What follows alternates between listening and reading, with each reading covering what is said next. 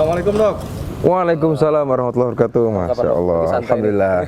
Biasa pagi-pagi. Ini masih ngantuk, masih ngantuk. Ya, Udah bubuk lagi deh. Sorry dok, ganggu pagi-pagi nih. Masya Allah, gimana? Seger sini dok ya? Seger, alhamdulillah. Karena banyak pohon-pohon dekat, ya, alhamdulillah ya banyak dok. tumbuh-tumbuhan, gitu. Ini juga kalau seger-seger gini jadi teringat para teman-teman yang penderita bengek itu Pak. Kan sering terjadi. Iya. Nah, itu kalau kita lihat bengek itu apakah sama dengan asma atau apa dok? Iya. Jadi dalam masyarakat kita memang mengenal asma itu sebagian mengenalnya dengan sebutan bengek ya. Bengek jadi ditandai dengan penyakit yang mungkin karena bunyinya itu ngek gitu ya. Iya. cenderung napasnya berbunyi. Ya? Jadi malah yang simpelnya kalau kita di suasana cuaca yang pagi dingin gitu ya, kita merasa sejuk ya. Tapi buat saudara-saudara kita yang memang menderita bengek ya, nama lainnya memang asma. Oh, iya. Itu memang malah bisa memicu penyempitan saluran napas sehingga malah napasnya benar bunyi dan jadi sesak. Memang seperti itu. Jadi ya. bengek itu memang equal sama dengan asma. Iya, itu hanya istilah yang sering dipakai untuk di Indonesia ya. Iya. Karena kan kasihan kadang-kadang kita lihat sampai napas, bahkan ada yang membawa alat sampai nyemprot. Iya, bersemprot sendiri ya, begitu. Jadi asma itu sendiri kan ada sebagian berpendapat asma itu bahwa penyakit yang disebabkan oleh beberapa hal. Apa sebenarnya penyebabnya itu apa, dok? Cara kedokteran apa penyebab asma atau bengek itu, dok? Yang harus kita pahami bahwa asma itu adalah salah satu penyakit yang diturunkan. Dalam artian bahwa asma itu sangat kuat kemungkinan terjadi bila dari faktor keluarga, mungkin ayahnya, ibunya, atau kakaknya, pamannya, kakeknya, neneknya itu ada yang mempunyai riwayat penyakit yang serupa atau asma.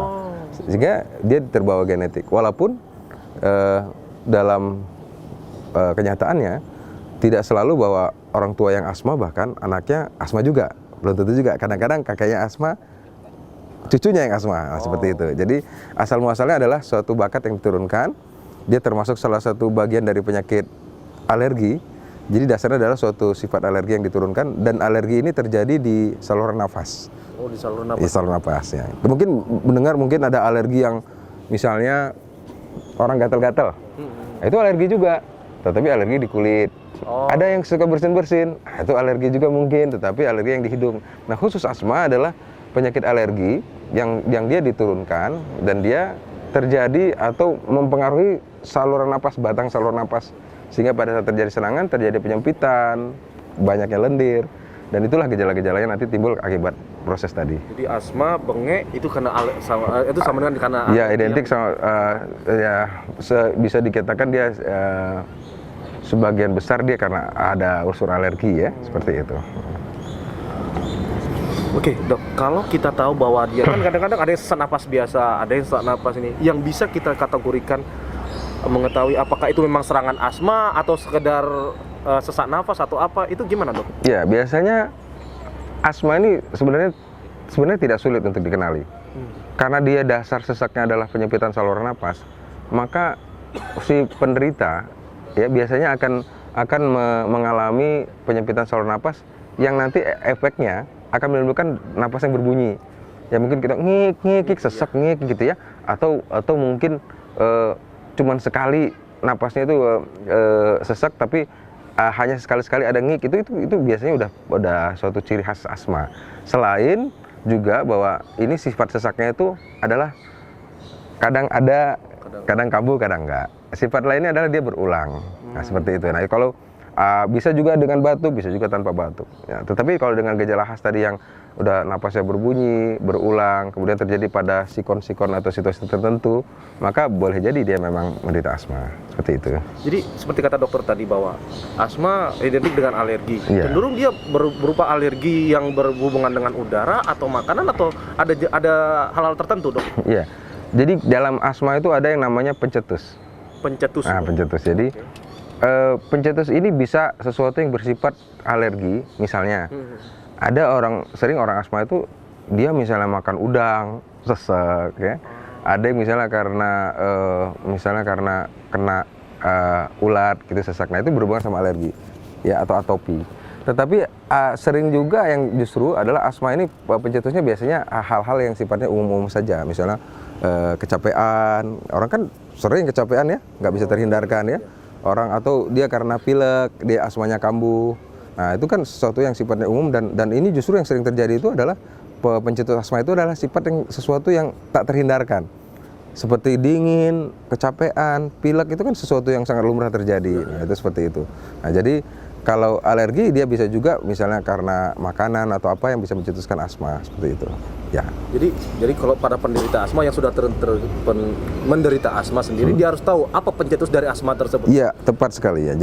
Jadi misalnya contoh ya dok, misalnya Ana kena asma, Ana tahu bahwa Ana kena itu gara-gara makan makanan laut, contoh seafood gitu. Dok. Tapi untuk apakah akan ada kalau bukan hanya makanan laut aja, Ana misalnya sekarang makanan laut ya dok. Tapi apakah kemungkinan Anda juga alergi terhadap yang lain bisa mencetus asma atau ada dua pencetus gitu dok? Yeah. Apa cuma satu pencetus saja untuk setiap orang? Ya, jadi yang harus dipahami oleh setiap penderita asma itu benar sekali bahwa dia harus tahu pencetus dia apa. Apakah pencetus dia itu yang sifatnya umum seperti saya bilang tadi atau pencetus yang sifatnya khusus, individual banget lah istilahnya. Ya, contohnya, saya ini memang asmanya kalau makan cumi atau udang misalnya, itu kan spesifik. Jadi itu dia harus ingat bahwa itu ini. Dan kemudian masalah apakah setiap orang sama, itu beda-beda. Ya, jadi nggak setiap orang harus yang sifatnya khusus itu memang individual banget. Ya. Kemudian juga bukan berarti semua yang biasanya menimbulkan alergi itu tadi misalnya bisa menimbulkan asma. Enggak, dia misalnya orang tuh biasanya alergi apa sih? Ikan laut. Ya bukan berarti kalau dia asma jangan makan ikan laut, nggak seperti itu. Di individual. Jadi belum tentu asma itu pencetusnya ikan laut. Iya, belum tentu. Walaupun misalnya orang lain seringnya alergi, kan ikan laut itu sering menimbulkan alergi tuh. Jadi jangan makan, dia belum tentu juga seperti itu. Jadi seperti kata dokter lah, penderita asma itu sendiri yang tahu apa pencetusnya. Iya, dia sepertinya dia sebenarnya bisa mengamati dalam hidup dia, ya, dan dia nggak harus mengidentikan semua yang menimbulkan alergi itu sebagai yang bisa menimbulkan asma dia. Dia harus experience sendiri, mengalami sendiri bahwa oh iya saya kalau makan udang sesak tadi, atau kalau makan ikan laut sesak. Nah, tetapi nggak semuanya bisa menimbulkan sesak pada dia. Dan satu lagi yang penting adalah sifat suatu penyakit alergi itu kadang-kadang dia sifatnya nggak mesti bahwa saya ini kan dulu biasanya kalau saya makan udang tadi nggak apa-apa, kok sekarang jadi sesak. Itu bisa terjadi. Bisa terjadi. Iya, karena itu yang disebut dengan alergi yang tipe lambat. Nah, pada alergi yang tipe lambat itu biasanya sudah berulang-ulang dia makan baru dia dampaknya dampak negatif. Itu sering terjadi tau. Beberapa orang begitu alergi, kemarin aku bisa makan ini nggak apa-apa, kenapa kok sekarang makan ini? Apakah karena aku makan ini seperti ini? Jadi kemungkinan itu yang itu alergi tipe lambat. Jadi tipe lambat dia delayed artinya ditelat belakangan. Dia harus sensitasi atau perangsangan berulang-ulang dengan zat yang sama baru terbentuk di dalam badannya alergen itu reaksi alerginya seperti itu. Ya. Jadi dok, seperti kata dokter tadi kan asma atau bengek ini penyakit turunan, termasuk rata-rata itu penyakit turunan. Apakah asma itu bisa disembuhkan dok? Itu jadi pertanyaan yang jadi di pikiran anak. Kalau turunan ini sulit loh. Untuk disembuhkan, apa memang ada penyembuhan atau enggak gitu kan? Jadi ini yang penting juga diingat untuk penderita asma ya. Jadi karena dia sendiri memang prinsipnya adalah penyakit yang diturunkan atau suatu bakat. Kita tahu bakat memang tidak bisa dihilangkan. Nah, seperti itu. Jawabannya sudah jelas. Jadi sama seperti halnya seorang alergi tadi. Gimana caranya supaya saya tidak alergi lagi makan udang? Memang sampai sekarang belum bisa di dalam artian asmanya bisa disembuhkan, istilahnya sampai seumur hidup mau apapun yang terjadi pada diri Anda, asmanya nggak akan kambuh, itu tidak seperti itu. Tetapi asma bisa dikontrol. Artinya bakat itu akan tetap ada, tetapi kehidupan penderita asma, sekalipun dia berat asmanya, bisa diperbaiki atau dikondisikan supaya mirip seperti orang yang tidak asma, seperti itu. Dengan cara macam-macam, dengan cara preventif, dengan cara pengobatan rutin, semprotan segala macam yang sifatnya sudah disesuaikan dengan konsultasi dengan dokter.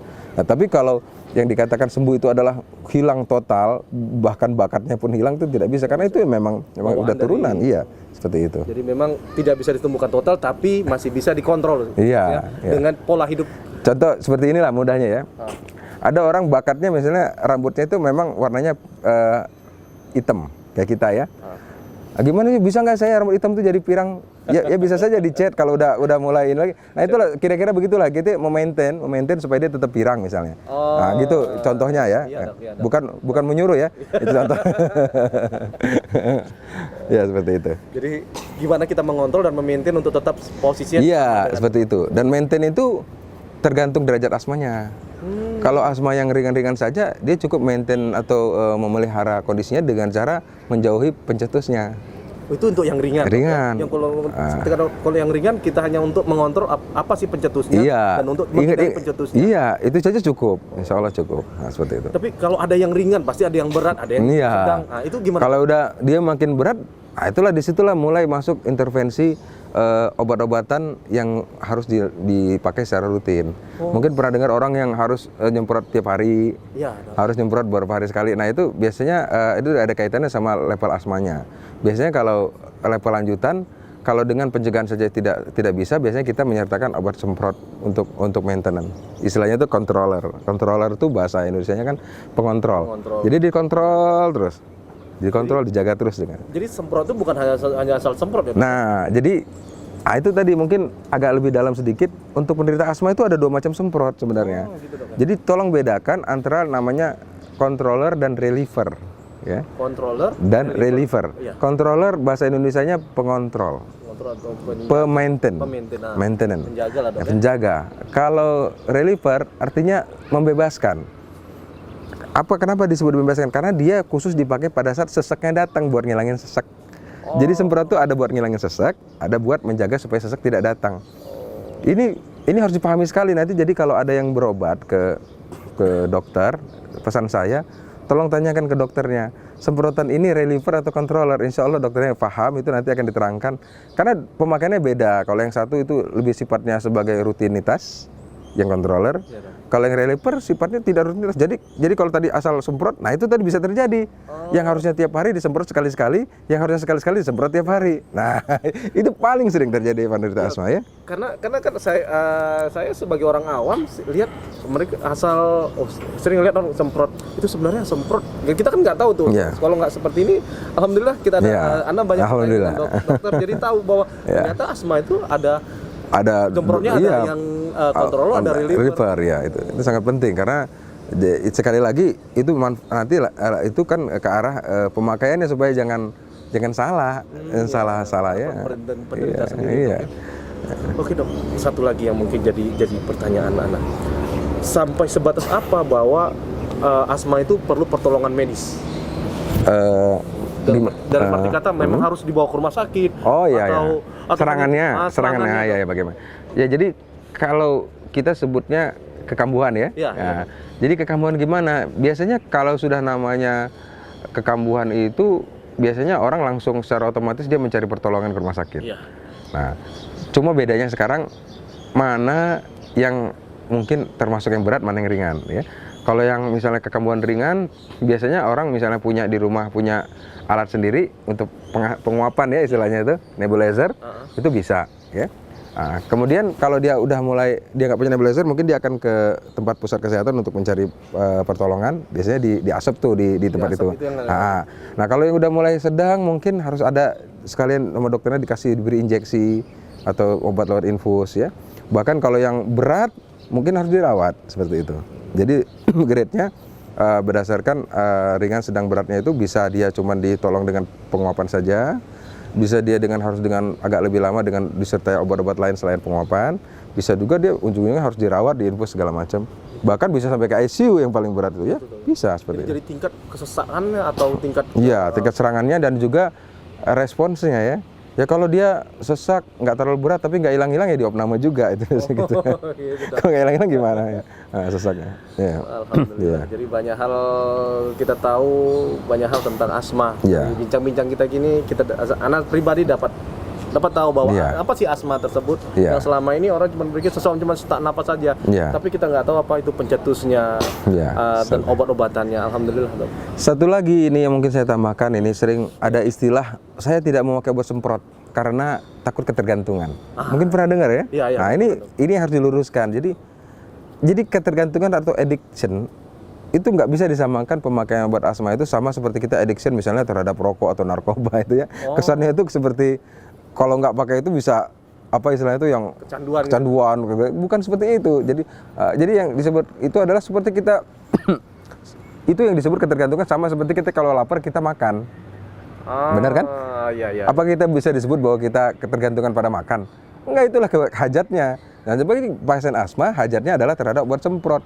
Jadi kalau dia sesak, dia semprot. Apa gitu ketergantungan? Ya enggak, sama seperti kalau orang lapar ya makan. Ya beda dengan addicted atau ketergantungan itu yang kita sebut biasanya pada orang-orang narkoba itu ya, yang kalau dia nggak nyuntik sehari dia bisa macam-macam. Nah, itu jadi harus dibedakan. Dan apapun yang sifatnya memang pada tempatnya, memang dibutuhkan dan memang itu yang itu dan itu insya Allah itu tidak akan membawa mudarat apa-apa. Memang dibutuhkan kok, sama seperti kita hajat hidup kita sehari-hari. Jadi pesan saya pada penderita asma tidak usah takut ya, dan bukan berarti ini kebalik lagi satu lagi adalah image bahwa kalau udah pakai semprotan itu berarti ini asma saya ini udah berat. Belum tentu. Kalau asma-asma yang dipakai yang untuk misalnya untuk ngilangin sesak itu dibandingkan sama tablet yang beli sembarangan di tablet apa yang beli di apotek ya. Saya lebih menyarankan pakai obat semprot daripada untuk asma-asma ringan. Jangan langsung main tablet-tablet saja karena tablet itu dosisnya terlalu tinggi. Dan justru obat-obatan asma itu jauh lebih berbahaya pada yang obat-obat yang dimakan daripada yang disemprot untuk dari segi side effect jangka panjang ya. Maka orangnya sekarang kan zaman sekarang justru kebalik. Kalau tablet itu berarti ini saya masih ringan, kalau saya pakai semprot nanti kesannya saya padahal enggak seperti itu. Padahal sebenarnya terbalik ya, Dok ya? Terbalik, justru yang tablet-tablet itu justru sebenarnya dianjurkannya untuk yang udah lebih berat masalah sebenarnya seperti itu. Jadi kalau saya boleh rangkumkan masalah asma ini, jadi seorang penderita asma itu berarti penyakit asma itu cenderung diturunkan ya, Dok ya? Turunkan. Jadi kita bukan menular ya? Ini bukan menular, beda ya. Turunan dari mungkin dari orang tua iya, atau bisa. kakek atau Iya, bisa. Jadi kita paling nggak kita harus tahu riwayat dari keluarga. Iya, dari keluarga kita. Kita harus membagi peringatan juga ke anak-anak kita iya, bahwa bisa jangan ada malu, risiko. tapi jadi Iya. masing-masing punya. Kemudian masing-masing penderita asma itu harus tahu pencetusnya apa. Iya, jadi pencetusnya supaya dia apa. bisa mengkontrol apakah Kapan apa yang harus dihindari ya, gitu. Dan ketiga, jangan takut dengan obat semprot ya. Dan jangan salah cara makainya. Jangan salah pemakaiannya. Ada dua jenis tadi ya. Ada dua jenis tadi ya. Iya, satu controller, satu reliever. Nah, itu mungkin yang memang harus diketahui lah para setiap penderita asma ya. Alhamdulillah, Dok. Terima kasih atas waktunya. Masya Allah. Ya, ini udah bangun nih. Udah bangun cuma malu ya, Nak ya. Itu dah. Ya. Terima kasih, Dok, atas waktunya. Nanti kita mungkin ada waktu kita bicara dengan topik yang lain, Dok. Ya, insya Allah. Ya. Assalamualaikum, Dok. Waalaikumsalam warahmatullahi wabarakatuh.